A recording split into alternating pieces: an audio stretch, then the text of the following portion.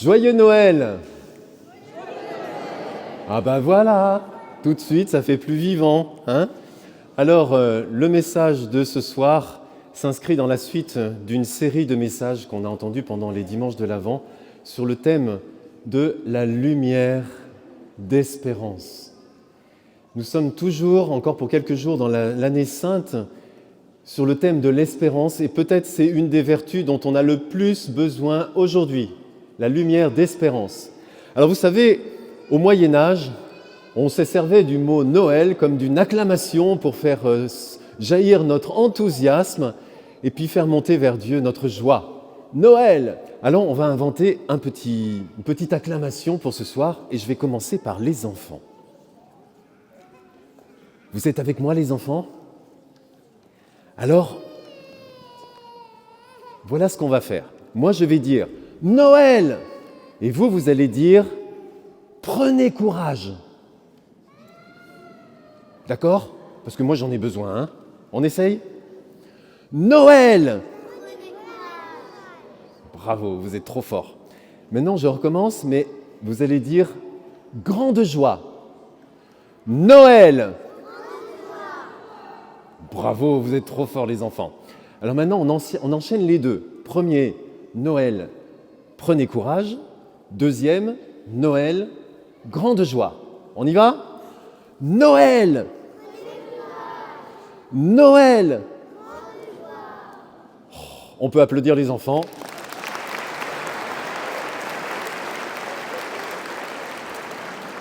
Et alors les enfants, maintenant, on va voir si les adultes, ils ont bien compris aussi. D'accord? Hein? On va faire la même chose avec les adultes. Noël! Noël! Tout de suite, on se sent bien, hein? Voilà. Ça nous permet de comprendre que dans la nuit de Bethléem, il y a un ange qui a dit « Aujourd'hui, vous est né un sauveur, qui est le Christ, le Seigneur, et c'est une grande joie pour tout le peuple. » S'il y a un sauveur, c'est qu'il y a quelque chose ou quelqu'un à sauver. Et là, tout d'un coup, ça devient moins rigolo.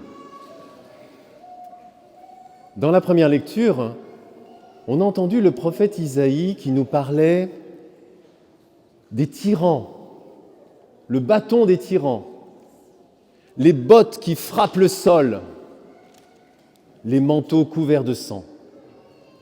Bon, les tyrans, les guerres, il y en a toujours eu, il y en aura toujours, mais il faut avouer qu'on est dans une époque qui est un petit peu déstabilisante, pour certains même angoissante.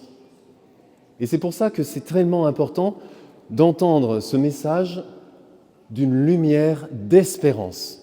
Et c'est ça que je voudrais que nous méditions ce soir. Parce que même s'il y a des choses qui nous angoissent dans le monde dans lequel nous vivons aujourd'hui, je ne parle pas de celui d'il y a 2000 ans, je parle de celui d'aujourd'hui, il y a quand même dans la Bible un des fils rouges de la Bible qui traverse la Bible et que Jésus reprend à son compte plusieurs fois, c'est ce message-là. N'ayez pas peur. N'ayez pas peur. Et ça, il faut qu'on l'entende et qu'on l'intègre, ce « n'ayez pas peur ». Vous savez, quand je regarde le monde d'aujourd'hui, je trouve qu'il est assez ressemblant au monde de la fin de l'Empire romain, au tournant du IVe et du Ve siècle. C'était une civilisation brillante, très avancée technologiquement parlant, même s'ils n'avaient pas l'intelligence artificielle. Mais par contre, c'était une civilisation qui était décadente, et puis à cause de ça, qui était extrêmement fragile. Ce qui fait que lorsque les invasions barbares ont commencé, en quelques années, cette civilisation s'est effondrée. Et ça a donné ensuite 5 siècles de non-civilisation, un peu ténébreux, où tout s'est effondré en Occident, sauf une réalité. Il y a une institution qui est resté debout, qui est resté comme un phare dans la nuit pendant 500 ans, au moment de l'effondrement de l'Empire romain et puis pendant tous les siècles qui ont suivi, et qui a été une source de réconfort pour des générations et des générations. Et cette institution, c'est l'Église. Vous savez, l'Église, aujourd'hui, c'est l'institution humaine qui est la plus ancienne sur la Terre, qui existe depuis 2000 ans. C'est la plus ancienne. Pourtant, elle en a traversé des épreuves. Mais voyez, dans ces moments de ténèbres, l'Église, avec toutes ses fragilités, avec toutes ses imperfections, ça reste le lieu où la lumière brille, la lumière de l'espérance. Alors j'ai envie de nous faire entendre aujourd'hui le message de l'ange, mais peut-être en changeant l'ordre des mots, simplement. Et ça donne quoi? Un sauveur est né pour vous aujourd'hui. Vous qui traversez des épreuves, vous qui êtes habité par des angoisses, vous qui voyez un avenir qui est bouché,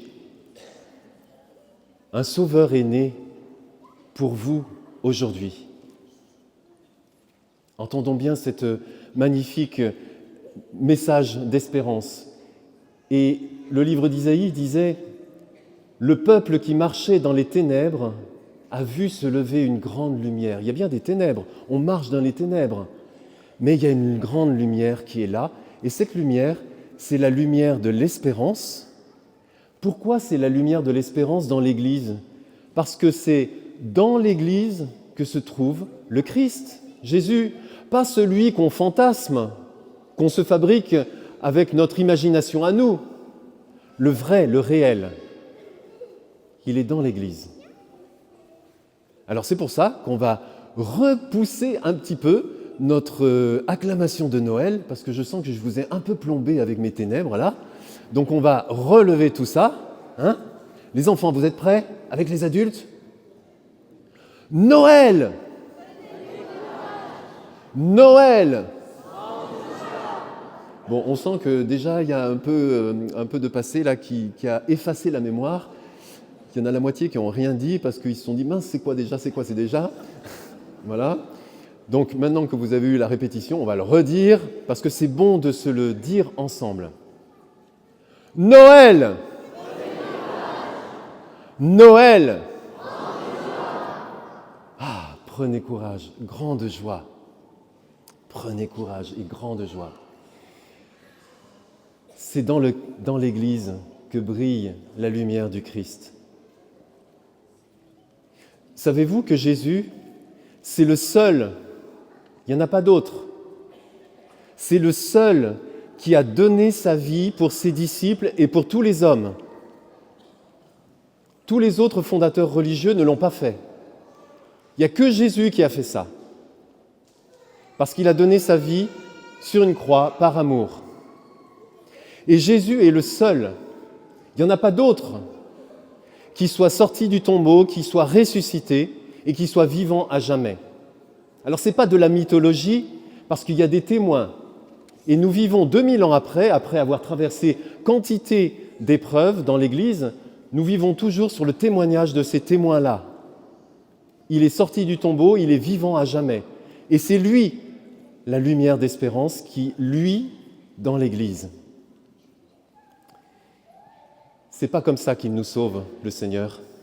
Quand on dit que Jésus est notre sauveur, c'est pas comme ça qu'il nous sauve. En montrant des muscles et en tapant très fort sur les méchants. C'est pas comme ça que Jésus fait. Parce que, tout simplement, on ne peut pas vaincre le mal en utilisant les armes du mal. C'est pas possible. Parce que si c'est ça, on se fait entraîner dans la spirale du mal. Et on reproduit à la génération suivante, c'est tout.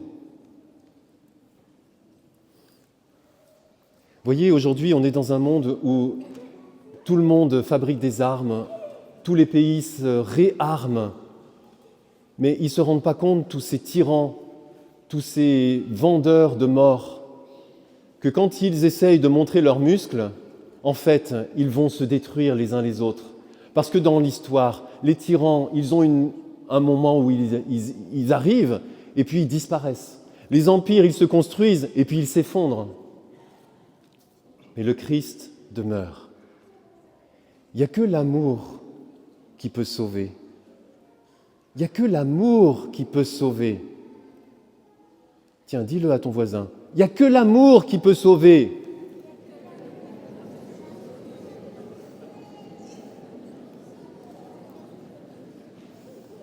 Et voyez le paradoxe. Alors que le prophète Isaïe nous parlait des tyrans, des bottes qui frappent le sol, des manteaux tachés de sang, juste après, le prophète Isaïe continue en disant « Un enfant nous est né ». C'est comme ça que Jésus nous sauve. C'est comme ça que Dieu nous sauve. Un enfant nous est né. Et on a entendu la même chose dans la bouche de l'ange qui est apparu aux bergers et aux moutons. Même les moutons, ils ont entendu la bonne nouvelle. Vous trouverez un nouveau-né emmailloté et couché dans une mangeoire. Un nouveau-né. Un nouveau-né qui est tellement pauvre qu'il n'y a même pas de berceau. Alors on le met dans une mangeoire. Pourquoi est-ce que Dieu utilise ce moyen-là pour nous sauver? Il suffit qu'il claque des doigts et c'était fait. Mais il a voulu autre chose.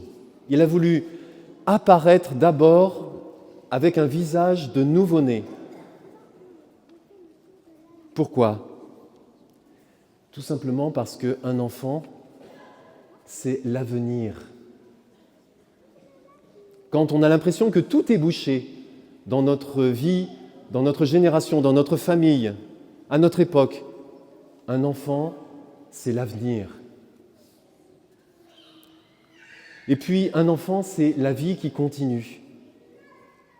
Je suis tellement triste d'entendre parfois des personnes qui disent « mais nous, on ne veut pas avoir d'enfants parce qu'on ne veut pas mettre au monde des enfants dans un monde aussi pourri que celui qu'il y a aujourd'hui. On ne veut pas qu'ils souffrent dans ce monde. » Quel dommage. Parce qu'un enfant, c'est la vie qui continue. C'est la vie qui affronte la traversée des ténèbres, qui repousse les ténèbres et qui permet que la lumière vienne et que la vie revienne, grandisse et qu'on traverse tout ça. Un enfant, c'est aussi un cadeau de Dieu. Vous savez que vous êtes des cadeaux de Dieu? Ça alors, vous irez dire ça à vos parents. Tu sais papa, tu sais maman, eh bien Dieu il a voulu te faire un cadeau, eh bien c'est moi. Un enfant c'est toujours un cadeau de Dieu. Un cadeau gratuit qui exprime son amour. Et puis un enfant c'est aussi l'innocence. Dans un monde marqué par les tyrans, on a besoin de l'innocence. Sinon on meurt. Et puis un enfant, c'est aussi, là je m'adresse plutôt aux parents, c'est ce qui permet à des parents, à des adultes, de déployer le meilleur d'eux-mêmes. Regardez ce qui vous arrive à vous les parents. Vous étiez bien, tranquille, en couple, tout se passait bien, puis tout d'un coup il y a un enfant qui arrive. Ça bouleverse toute votre vie, et en même temps vous me dites « mais c'est que du bonheur ». Et pourtant, ça pompe de l'énergie, ça demande du temps. Oui, mais ça vous permet de déployer tous les trésors d'amour que vous avez dans votre cœur, dans votre vie. Ça dilate votre cœur. Et ça, c'est grâce à l'enfant que la vie dilate le cœur. Et puis, pour aller un peu plus loin encore, un enfant, c'est ce qui guérit un cœur atrophié, un cœur usé, trop usé. Ça nous fait du bien, un enfant, à nous les adultes, ça nous fait du bien. Ça nous régénère d'une certaine façon, un enfant. Parce qu'en fait, un enfant, ça change un cœur. Quand il y a un enfant quelque part, ça change un cœur. Or, vous voyez, frères et sœurs bien-aimés, en cette fête de Noël, Dieu n'est pas simplement venu pour sauver en faisant un claquement de doigts comme ça. parce qu'il a voulu s'attaquer à quelque chose de beaucoup plus difficile. Il a voulu changer nos cœurs. Il n'y a que comme ça qu'on peut avancer, et il n'y a que comme ça que l'Église avance et qu'elle se transmet de génération en génération. Saint Paul nous le disait dans la deuxième lecture. La bienheureuse espérance, c'est Jésus, c'est le Christ dans sa bouche à lui. La bienheureuse espérance, il s'est donné pour nous afin de nous racheter de toutes nos fautes. Pas de condamner, de juger, de nous racheter de nos fautes et de nous purifier pour faire de nous son peuple, un peuple ardent à faire le bien. Un peuple ardent à faire le bien. Ça, c'est une lumière d'espérance extraordinaire. Si Dieu est capable de changer un cœur humain, et on en a des milliers, des millions de témoignages qu'il l'a déjà fait et qu'il continue de le faire, mais alors tout est possible. L'avenir s'ouvre. Il n'y a plus d'impasse, il n'y a plus de désespoir. Et c'est la venue d'un enfant qui produit cela. Un cœur qui change. Et voyez ce peuple ardent à faire le bien, qui avance comme il peut, qu'à un cas, depuis 2000 ans, on l'appelle l'Église. Une autre façon de l'appeler, c'est la famille de Dieu. La famille de Dieu. Alors vous allez me dire, oui, mais l'Église, quand même, il y a beaucoup de choses qui ne sont pas reluisantes dans l'Église. Ben oui, elle n'est pas parfaite. Sur la terre, au ciel, elle est sainte, elle est parfaite. Elle est dans le rayonnement de l'amour de Dieu. Mais elle n'est pas parfaite, ça c'est sûr. Pourquoi ? Parce que l'Église, elle cumule toutes nos imperfections. Mais tous, nous sommes en chemin de purification par la grâce de cet amour de Dieu qui est livré sur la croix, qui est vainqueur par la résurrection. Et alors du coup, tout le monde a sa place dans cette famille de Dieu. Parce que c'est ici, dans l'Église, dans la famille, que Dieu console ceux qui sont en souffrance. C'est ici, dans l'Église, que Dieu guérit ceux qui sont blessés. C'est ici, dans l'Église, que Dieu pardonne ceux qui sont pécheurs, que Dieu arrache à la mort ceux qui n'ont pas d'issue. C'est dans cette famille-là, qui est imparfaite, mais qui est composée de tous nos cœurs qui sont bons aussi, que Dieu agit. Et c'est l'Église qui, du coup, est lumière d'espérance, en effet, parce que c'est là que le Christ agit. Frères et sœurs, est-ce que vous savez qu'aujourd'hui, en 2025, il y a 8 milliards d'êtres humains sur la Terre, il y a 2,5 milliards de chrétiens quand même. Ça fait 31%. C'est pas mal, c'est une grande famille. Alors vous savez, c'est comme dans les familles, quand il y a un enfant qui arrive, les parents, ils n'ont pas leur amour qui se divise entre 50% des deux enfants. Leur amour, il se multiplie. C'est 100% pour l'un, 100% pour l'autre. Donc on est à 200%. Il y a un troisième enfant qui arrive, on arrive à 300% d'amour. Imaginez Dieu avec 2,5 milliards d'enfants. La quantité d'amour que Dieu donne dans l'Église. Bon, 31%, ça veut dire qu'il y en a encore 69% qui ne sont pas là. Alors, pour terminer ce message, frères et sœurs bien-aimés, je vous propose un petit challenge. J'ai l'habitude de proposer des défis, des challenges. Alors, c'est celui de Noël. Si tu n'es pas baptisé, bienvenue dans la famille. Fais le pas, viens dans la famille. Tu y as ta place. Et tu as quelque chose à faire dans la famille pour le bien de tous. Si tu es baptisé mais que tu n'es pas confirmé, viens pour recevoir le don de Dieu. Un don qui va te remplir de cette lumière qui est force, qui est courage, qui est joie pour ta vie. Et puis si tu es déjà baptisé et déjà confirmé, alors là, attention, il y en a deux pour toi. D'abord, porte la lumière de l'espérance dans ce monde qui en a tellement besoin. Et si les chrétiens ne sont pas porteurs de l'espérance, qui va l'être ? D'une espérance qui traverse tout, Et puis le deuxième, pour ceux qui sont déjà baptisés et déjà confirmés, invite tes frères à faire partie de la famille de Dieu.